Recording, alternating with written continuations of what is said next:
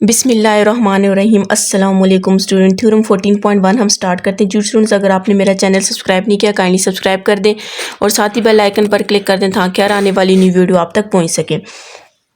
If two triangles are similar, आपको कह रहे हैं कि आपके पास दो ऐसे ट्रायंगल हैं वो सिमिलर हैं। सिमिलर वो दिखने में एक जैसे हैं, ठीक है।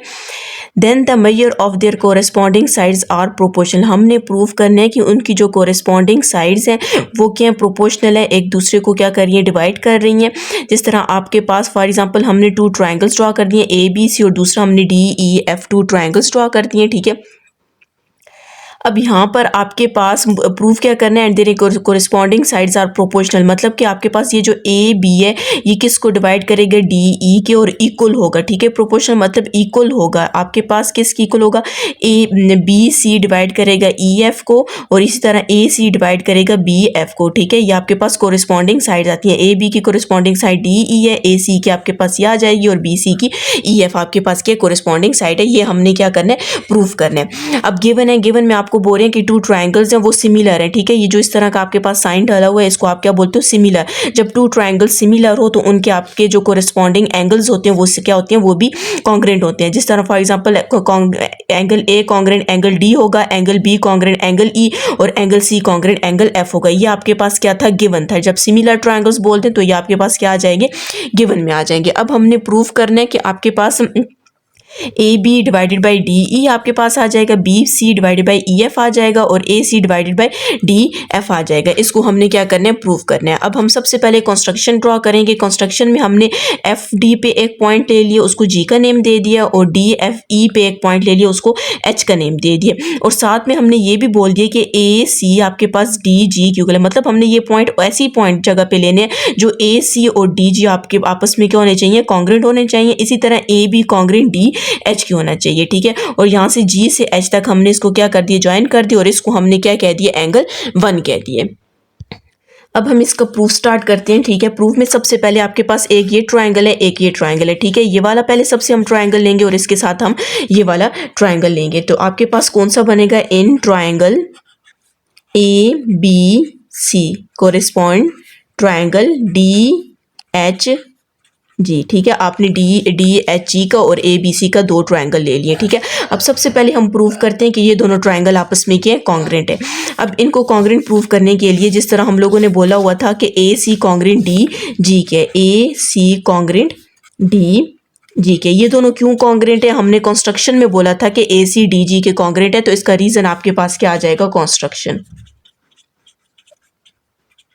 कंस्ट्रक्शन आ जाएगा, ठीक है। इसी तरह ए बी आपके पास ए बी कॉन्ग्रेंट किसके आ जाएगा, डी एच के, और ये भी हमने किस में बोला हुआ था, कंस्ट्रक्शन में बोला हुआ था, ठीक है। ये भी आपके पास कंस्ट्रक्शन में आ जाएगा।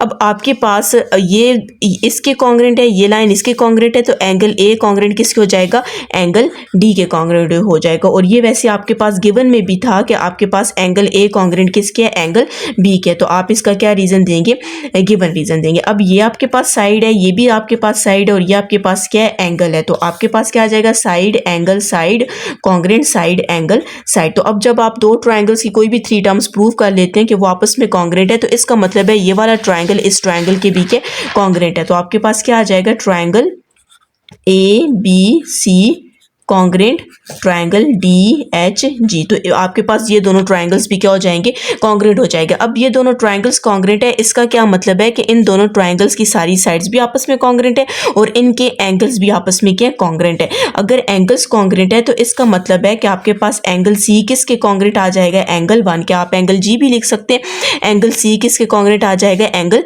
1 के कॉन्ग्रेंट, क्योंकि इसका कोरिस्पॉन्डिंग एंगल सी का कोरिस्पॉन्डिंग एंगल 1 है, ठीक है। ये इसके कॉन्ग्रेंट आ जाएगा।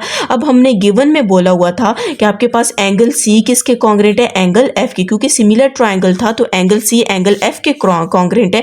तो आपके पास ये दोनों साइड्स आपके पास क्या इक्वल हैं, तो इसका मतलब है, मतलब लेफ्ट हैंड साइड इक्वल है तो राइट हैंड साइड भी आपस में कॉन्ग्रेंट हो जाएगी। तो एंगल 1 कॉन्ग्रेंट किसके हो जाएगा, एंगल एफ के कॉन्ग्रेंट हो जाएगा। तो आपके पास क्या आ जाएगा, ट्रांजिटिव प्रॉपर्टीज को बोलते हैं। अगर ये इसके कॉन्ग्रेंट है, ये भी इसके कॉन्ग्रेंट है, तो ये दोनों आपस में कॉन्ग्रेंट हो जाएंगी, तो उस प्रॉपर्टी को आप क्या बोलते हो, ट्रांजिटिव प्रॉपर्टी बोलते हो, ठीक है। अब आपके पास ये वाला एंगल और ये वाली एंगल और ये आपके पास ये दोनों एंगल अगर आपस में कॉन्ग्रेंट है तो इसका मतलब है कि ये जो लाइंस हैं आपस में पैरेलल है। ठीक है, फॉर एग्जांपल ये आपके पास है, अल्टरनेट एंगल लेते हैं। अगर यहाँ पे फॉर एग्जांपल एक कोई एंगल बन रहा है और यहाँ पे भी इस तरह का कोई एंगल बन रहा है, ये दो लाइंस है, तो इनका ये वाला और ये वाला अगर आपके पास एंगल कॉन्ग्रेंट है तो इसका मतलब है कि जी एच और एफ ई की लाइन आपके पास क्या है, पैरेलल है। तो हम लिख सकते हैं कि जी एच पैरेलल एफ ये आपके पास आ जाएगा। अब ये आपके पास यहाँ पर थ्योरम 14.1 आपके पास यूज होगा कि आपके पास अगर ये एक ट्रायंगल है तो हमने पढ़ा हुआ था कि अगर ये वाली लाइन इस लाइन के पैरेलल थी, वो ट्रायंगल कुछ आपके पास इस तरह का था। ठीक है, ये वाली लाइन इस लाइन के पैरेलल थी तो हमने बोला था ये इसको डिवाइड कर रहा है और ये इसको डिवाइड कर रहा है। तो इसी तरह आपके पास जी एच पैरेलल अगर एफ ई के तो D H divided by H E equals to D G divided by G F की इक्वल आ जाएगा। तो हम यहाँ पर लिख लेते हैं कि डी, पहले ये लिख लेते हैं डी जी डिवाइडेड बाय आपके पास क्या आ जाएगा, जी एफ आ जाएगा। ठीक है, और ये किसकी इक्वल हो जाएगा, D H divided by H E के आपके पास इक्वल हो जाएगा। ठीक है, अब यहाँ पर आपके पास जो जी डी है इसको हमने किसके कंस्ट्रक्शन में लिया था, ए सी के को लिया था। आप साथ में लिख सकते हैं कि डी जी इक्वल्स टू ए सी, तो इसकी जगह हम क्या पुट कर देते हैं, ए सी पुट कर देते हैं। और ये जो जी एफ है, अगर फॉर एग्जांपल कि आपके पास जी डी डिवाइड कर रहा है जी एफ को, तो जी डी इस पूरी लाइन को भी डिवाइड करेगा, तो आपके पास ये जी एफ किसकी इक्वल आ जाएगा, डी एफ की इक्वल आ जाएगा। इसी तरह डी एच किसकी इक्वल था, ए बी के आपके पास इक्वल था। और इसी तरह डी एच अगर एच ई को डिवाइड करे तो डी एच डी ई को भी आपके पास क्या करेगा, डिवाइड करेगा, तो आपके पास एच ई की जगह क्या आ जाएगा, डी ई आ जाएगा। ठीक है, तो आपके पास यहाँ पर आप देख सकते हैं कि ए सी डिवाइड किसको कर रहा है, डी एफ को, और साथ में ए भी डिवाइड कर रहा है डी ए को। तो हमने इसको इसके प्रूफ कर दिया है। तो इसी तरह आपने दूसरे को प्रूव नहीं करना, सिमिलर लिखेंगे। तो अगर हम इसको भी प्रूव करें तो ये भी आपके पास क्या होगा, इसके कॉन्ग्रेंट होगा। ठीक है, तो इसका मतलब है कि आपने इसको प्रूव कर दिया। आप यूँ लिख सकते हैं कि ऑल्सो सिमिलरली आप लिख सकते हैं कि B C divided by E F congruent है। ठीक है, किसके कॉन्ग्रेंट होगा, A C divided by D F के कॉन्ग्रेंट होगा। ये इसको हमने प्रूव किया, इसको हमने बोल दिया कि ये भी आपके पास क्या होगा, कॉन्ग्रेंट होगा।